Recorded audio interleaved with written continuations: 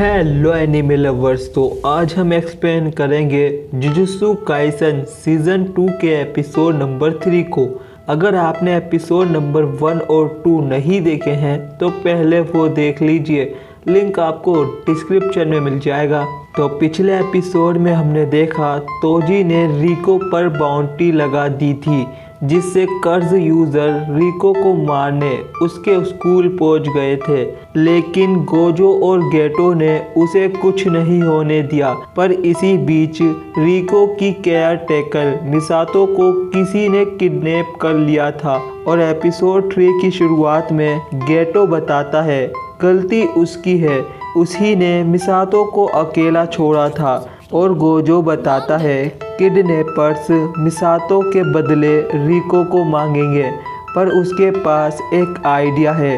वो रिको को jujutsu high ले जाएगा और रिको की जगह वो शोको या किसी और को रिको का बहरूपिया बनाकर उसकी जगह भेज देंगे। पर रिको इसके लिए मना करती है क्योंकि वो टेंजन सामा के जुड़ने की रस्म से पहले मिसातो से मिलना चाहती है और उसे अलविदा कहना चाहती है, और इसके लिए गोजो मान जाता है और किडनैपर्स ने उन्हें ओकिनावा शहर में बुलाया था जो समुद्र के पास है। गोजो और गेटो ने मिसातो को आसानी से किडनैपर्स से छुड़वा लिया था और इसके बाद वो बीच पर मजा करने आ गए और ये आइडिया गोजो का था जिससे रिको खुश हो जाए और वो बीच पर बहुत मज़ा करते हैं। और वो सब टोक्यो से ओकिनावा प्लेन से आए, लेकिन मिसातो गेटो से कहती है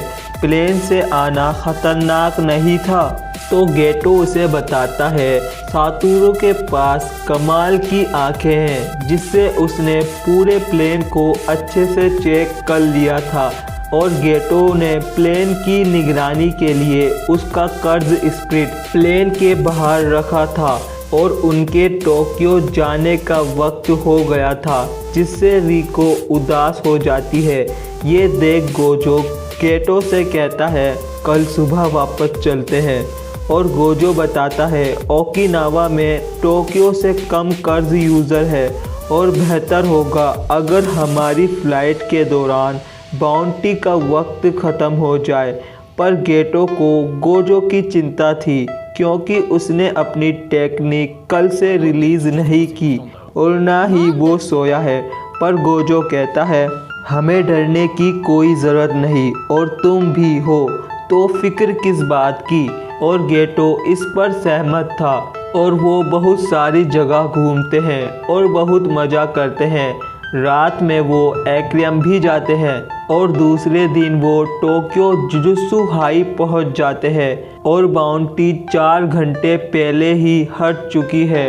और जुजुत्सु हाई में पहुंचते ही गोजो अपनी 6 आइज़ टेक्निक बंद कर देता है।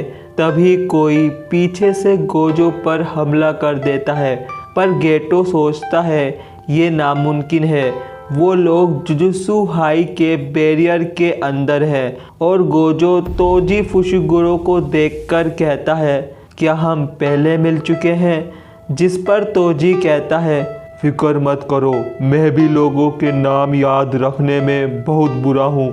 और हमें एक फ्लैशबैक दिखाया जाता है जब गोजो 6 आइज़ के साथ पैदा हुआ तो उसके बहुत चर्चे थे और तोजी भी गोजो को देखने गया था। तब गोजो ने उसे अपने पीछे खड़े हुए नोटिस किया, पर ऐसा पहली बार था जब तोजी को किसी ने अपने पीछे नोटिस किया हो, इसलिए उसने गोजो को ठकाया और जब उसके सेंस कमज़ोर पड़ गए उसने हमला कर दिया। पर गोजो उसे अपने अटैक से हवा में फेंक देता है और गेटो उसे अपने कर्ज के अंदर पकड़ लेता है। और गोजो गेटो से कहता है मैं ठीक हूँ, मेरे वाइटल ऑर्गन पर चोट नहीं लगी है, फ़िलहाल रिको की हिफाजत पर ध्यान दो, मैं इस बंदे से निपटता हूँ। और तुम दोनों रिको को टेंजन सामा के पास ले जाओ। तभी तोजी कर्ज स्प्रिट को चीरकर बाहर आता है और तोजी के कंधे पर एक कर्ज स्प्रिट था। उसके मुंह में से वो हथियार निकाल रहा था और तोजी कहता है, स्टार प्लाज्मा वेसल कहाँ गई? और मुझे लगा मैंने तुम्हें पिछले वाले हमले में ख़त्म कर दिया। जिस पर गोजो उसे बताता है रिको के सर पर लगी बाउंटी कब की हट गई है। और तोजी कहता है मैंने ही उसे हटाया है। ये तोजी का आइडिया था जिससे बाउंटी हटते ही गोजो अपनी टेक्निक बंद कर दे और गोजो उस पर एक अटैक करता है। लेकिन तोजी बहुत तेज था, वो उस हमले से बच जाता है और तोजी के अंदर बिल्कुल भी कर्ज एनर्जी नहीं है और वो बहुत तेज था। पर गोजो उसे अपने हमले से उड़ा देता है, लेकिन गोजो उसकी मौजूदगी महसूस नहीं कर पा रहा था क्योंकि तोजी के पास कोई कर्ज एनर्जी नहीं है। पर गोजो एक हमले से उस जगह को तहस महस कर देता है जिससे तोजी कहीं छुप नहीं पाए। तभी वहाँ बहुत सारे फ्लाई हेड्स आते हैं। ये कर्ज बहुत कमज़ोर होते हैं। तो गोजो सोचता है तोजी मेरा ध्यान भटकाना चाहता है और गोजो को याद आता है कि शायद वो रिको के पीछे गया हो और वो डिस्ट्रैक्ट हो जाता है।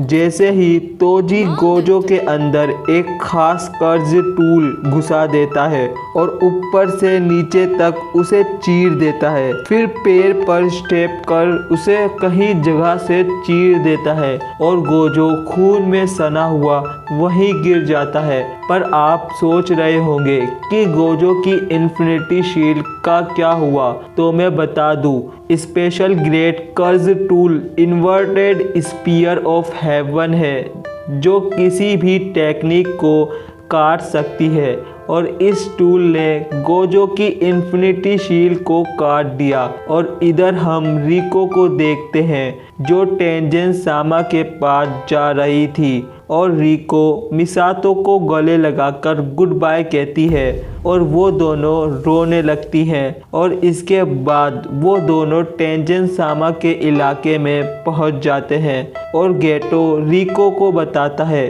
चलो तुम्हें अब उस पेड़ के नीचे जाना है, वहाँ वही लोग जा सकते हैं जिन्हें टेंजन सामा ने खुद चुना है जैसे रिको को, या फिर हम लोग वापस चल सकते हैं और तुम मिसातो के साथ घर जा सकती हो।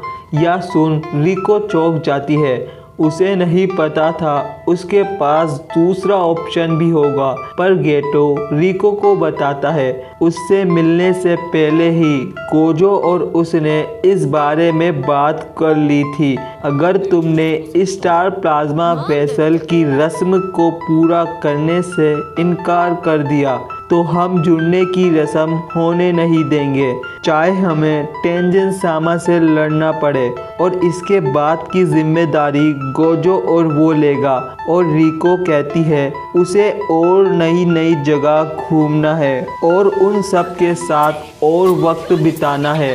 और गेटो अपना हाथ आगे करता है उसको घर ले जाने के लिए। तभी रिको के सर पर गोली लग जाती है और वो वहीं ख़त्म हो जाती है। और वहाँ तोजी आता है और गेटो उससे पूछता है तुम यहाँ कैसे आए, जिस पर तोजी बताता है उसने गोजो को मार दिया, जिससे गेटो बहुत गुस्सा हो जाता है और अपने दो सबसे ताकतवर स्पिरिट निकालता है और कहता है अब तू मरेगा। और ये एपिसोड यहीं पर एंड होता है। अगला एपिसोड देखने के लिए मेरे चैनल को सब्सक्राइब कर बेल आइकन ज़रूर प्रेस करें ताकि आपसे हमारी कोई भी वीडियो मिस ना हो। मिलते हैं किसी न्यू वीडियो में, तब तक के लिए बाय और थैंक्स फॉर वॉचिंग।